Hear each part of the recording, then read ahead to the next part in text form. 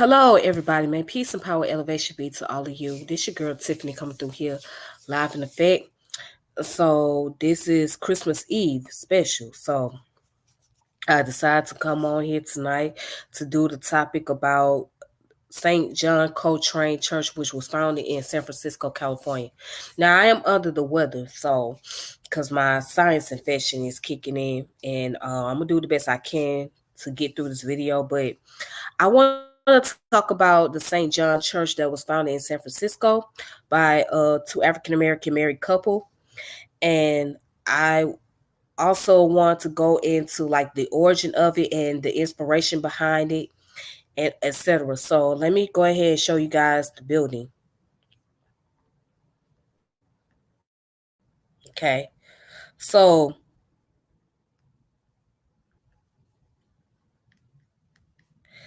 this is what the building looks like. Okay, that's the building. All right. And what I'm gonna do is I'm gonna also share some information with you guys. Okay. So right here, let's go further down. Now, many people don't know who John Coltrane is, right? I did a video about him previously in sometime last year. So Joe Coltrane was a jazz musician. He was a saxophone player, and he also played the trumpet. Okay. So he passed away on July 17, 1967. Right, he was born on September 23rd, 1926, in Hamlin, North Carolina. He died in New York. Okay. So as you can see right here, this is a picture of him. Right, that's the image of him. And let's see what this image say. It says, "Let us sing all songs to God. Let us pursue him in the right path. Yes, it is true. Seek and ye shall find." Okay, so it says St. John Will I Am Coltrane. That's a beautiful image. As you can see, that's a picture of him holding a saxophone. So they decide to honor his memory is by making him as a ancestor.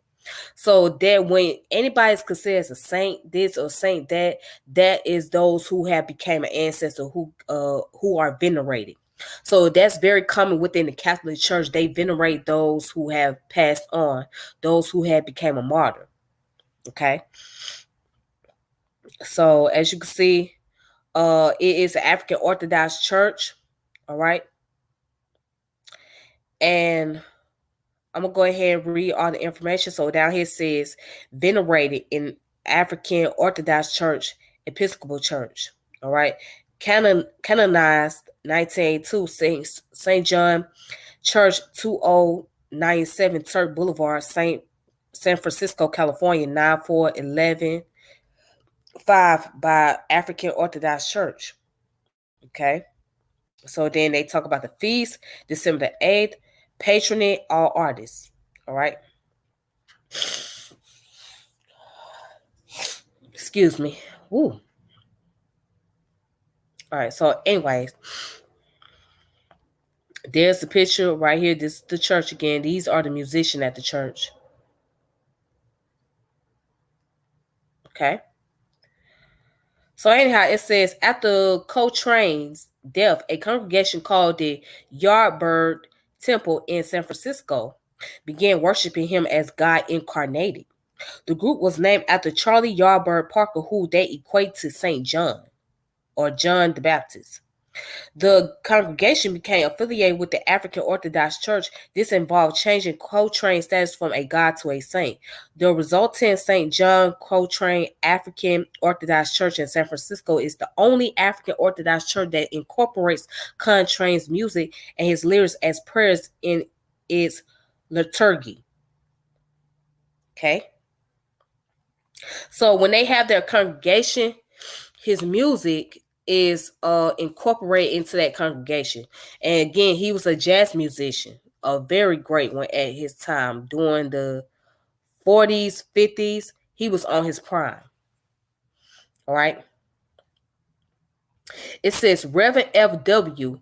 King described the African Orthodox Church of St. John Coltrane, said, "We are Coltrane conscious God dwells in the music majesty of his sound." So, this church was founded by Franzo W. King and his wife, Martha King. Okay, that's who founded this church. So it was a husband and wife duo that came up with the name together, and the reason why, because they was inspired by John Coltrane. They went to one of his concert, and as they went to his concert and he was playing in the band session and whatnot, it gave them some type of spiritual connection. So uh Reverend F.W. King mentioned in a documentary that they did, which which I put in the description link for you guys. If you guys want to check it out, it's called The Church of Cochrane. In the documentary that he did, he mentioned that he had a dream that Coltrane came to him and told him that he needs to pretty much open up a congregation and bring the people together. And so that's when he decided to open up the church after him and name it after him.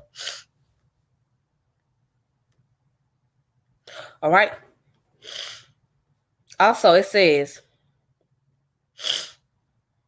Samuel G. Friedman wrote in the New York Times that the Coltrane Church is not a gimmick or a forced alley of nightclub music and ethereal faith. Its message of deliverance through divine sound is actually quite consistent with Coltrane's own experience and message in both implicit and explicit ways. Coltrane also functioned as a religious figure. Addicted to heroin in the 1950s, he quit cold turkey and later explained that he heard the voice of God during his anguishing withdrawal. In 1966, an interviewer in Japan asked Coltrane what he hoped to be in 5 years, and Coltrane replied, "A saint."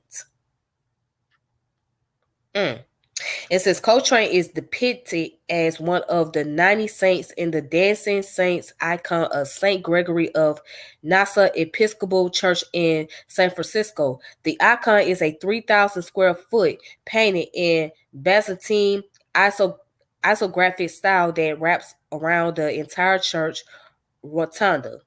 It was executed by Mark Dukes, an ordained deacon at the St. John Coltrane African Orthodox Church, who painted other icons of Coltrane for the Coltrane Church. St.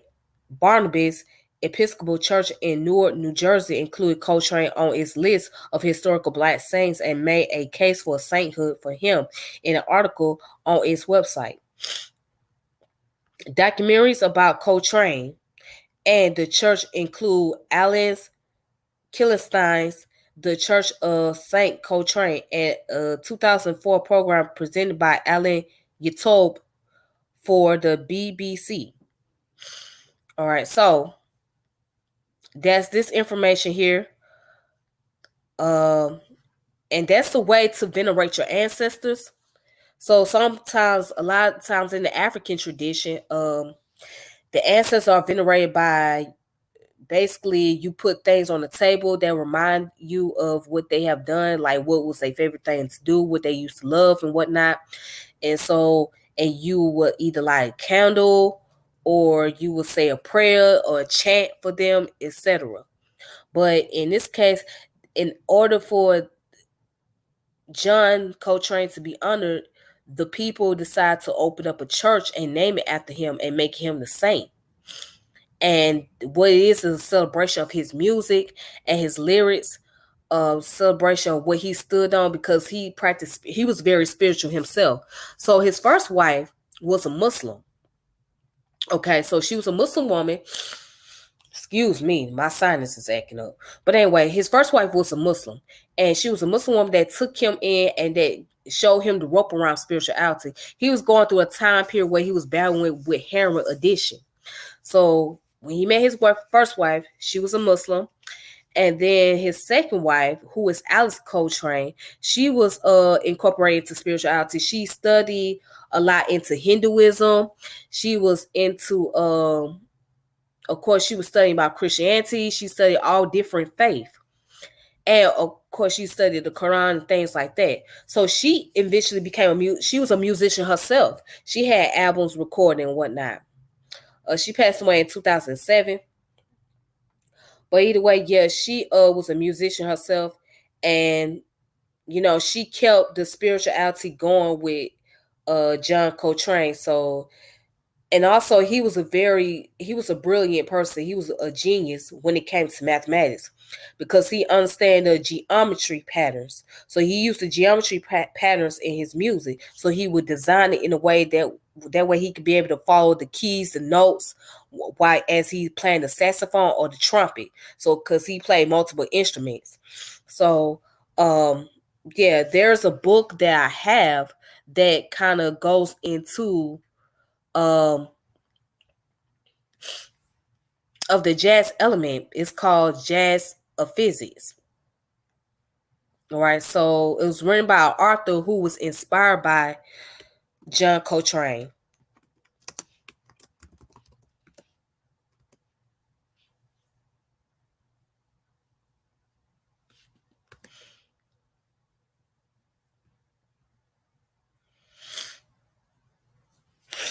What else?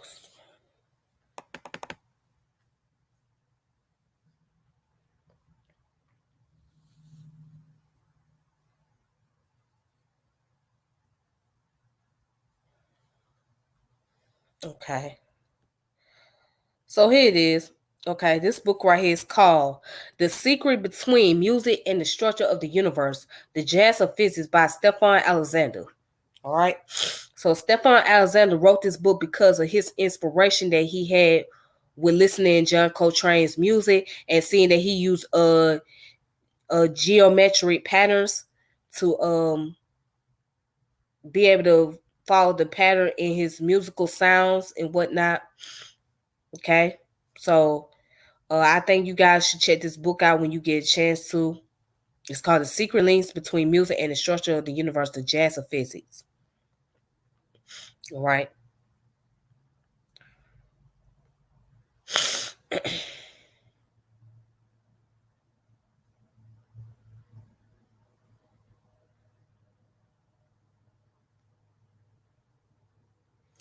Okay. But anyways, let me go ahead and show you guys some other materials. So there's another article on here that explains more into the church. It's called Inside Hook. And it just came out recently, December the 6th of 2021, actually. John Coltrane inspired the creation of San Francisco Church. And it's been up and running for over 50 years. So check this out. It was written by Tobias Carroll.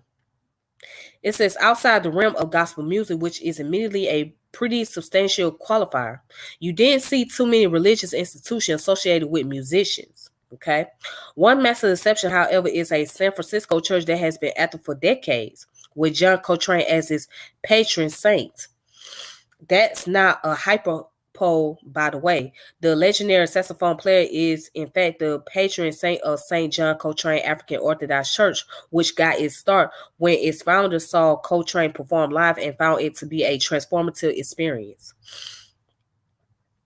A new article by M.H. Miller at T Magazine offered an in-depth look into the church's formation, its current status, and its iconography.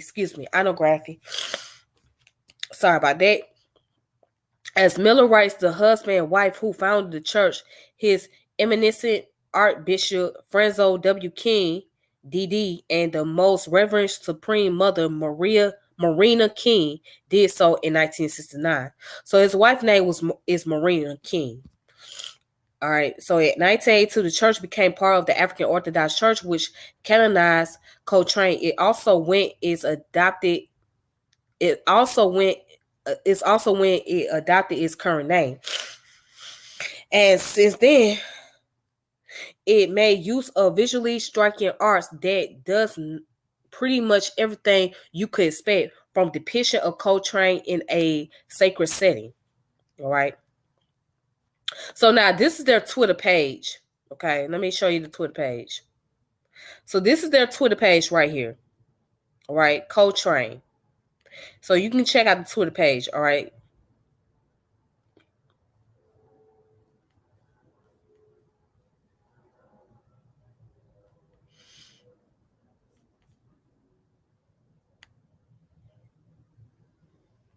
Okay. Oops.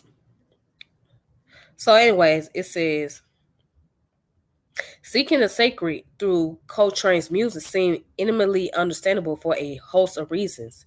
It is not hard to see reviews of the recently released live recordings of his A Love Supreme as akin to theologians pondering a newly unearthed piece of scripture after all. The the penultimate word in Richard Brody's New Yorker's review of A Love Supremes live in Seattle is holy, which seems entirely fitting in this context. Okay. So that's all they have in this article. Okay.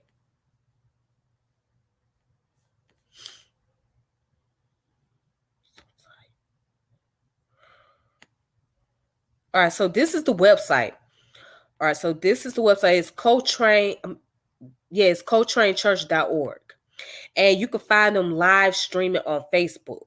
So they do have a service every Sunday. So they have what's called the 11:30 a.m. pre-service meditation, 12 o'clock p.m. Sunday worship, 12 o'clock p.m. first Sunday of the month, first meditation Sunday, a guide meditation, and a love supreme. So that's a great thing that they do meditation in the church. So as you can see, it's a worship service. I think music is an instrument. It can create the initial thought patterns that can change the thinking of the people. St. John Will I Am Coltrane. I wonder if that's where Will I Am got his name from. You know, Will I Am from the Black Eyed Peas. Yeah. Just a thought. I was just curious if that's where he got his name. But anyways, it says a supreme love meditation first Sunday of every month. Calm the mind and tune into the spirit as you are guided through a meditation on the testimony and music of St. John Coltrane's A Love Supreme. Great for old time Coltrane lovers and new listeners as well. Join us and experience the power of this anointed sound, the music and wisdom of St. John Coltrane. Now, then they got the Sunday, 12 noon. We encourage everyone to participate in the service by singing along, clapping your hands, and dancing. If you play an instrument, bring it. Get your praise on. Mass consists of confession, the Coltrane liturgy, scripture readings, hymns, spirituals, and preaching.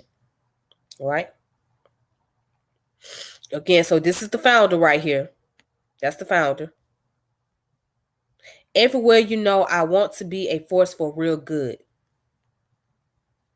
And that's his wife. That's the founder's wife.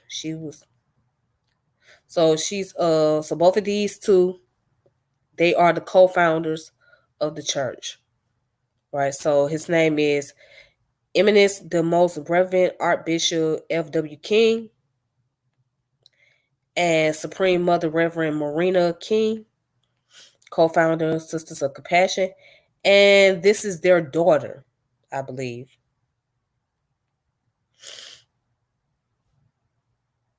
I believe this is their daughter, yeah, if I'm not mistaken. Art priest Reverend Renika K. Stevens. So she's a pastor and rector, interfaith chaplain, radio minister. Pastor Wanika is an ordained minister and proponent of Coltrane consciousness for the global community. She is also the host of the Uplift broadcast on the radio KPOO 89.5 FM and a graduate of Chaplaincy Institute Interfaith Seminary in Berkeley, California. Pastor Wanika also serves as chaplain resident at Martin General Hospital and as volunteer chaplain for the SFPD. Pastor Wanika remains active in the fight for social justice and human rights. Currently, she is working on her master's of Theology at the Church Divinity School of the Pacific GoFundMe account, etc. La la la la. Right, and so then they got Reverend Father James Max Hawk, Reverend Mother Gloria, Reverend Makita Nukel, and Reverend Marley I Mystic, and it's many others. Oh, and they got Reverend Franzo King Jr. Okay, so they have a list of people on board. They have a list of people on here. Okay, that's a lot of people. All right, so yeah, so again, you guys they live stream on Facebook. So just go on facebook.com and type in Coltrane Church. So if you're interested in learning more about it, just type in Coltrane Church, and they start their service at 11:30, the pre-service meditation, and they have their Sunday worship at 12. Okay. And then first Sundays, they have it at 12 p.m. So, it's their time is different from ours. So since they're in California, they're going to be going by the Pacific time. So for us, we're 3 hours ahead. So for those of us that's on the Eastern time, there'll be 3 p.m. Eastern. And that's 12 p.m. on their time. All right. Okay. So also, you guys can check out this documentary. You can go on Vimeo.com. I put it in the description. So when you look on the video, just type in the description or just click on that description button and you'll see it. So yeah, just check out this documentary. It's called The Church of St. Coltrane. All right. The Church of St. Coltrane. It's not very long. It's like a 23-minute documentary. Then I also have the book that pertains to the origin of the church. It goes into history. It's called The Coltrane Church, Apostles of Sound, Agent of Social Justice. Again, Apostles of Sound, Agents of Social Justice. All right. By Nicholas Lewis Baham III.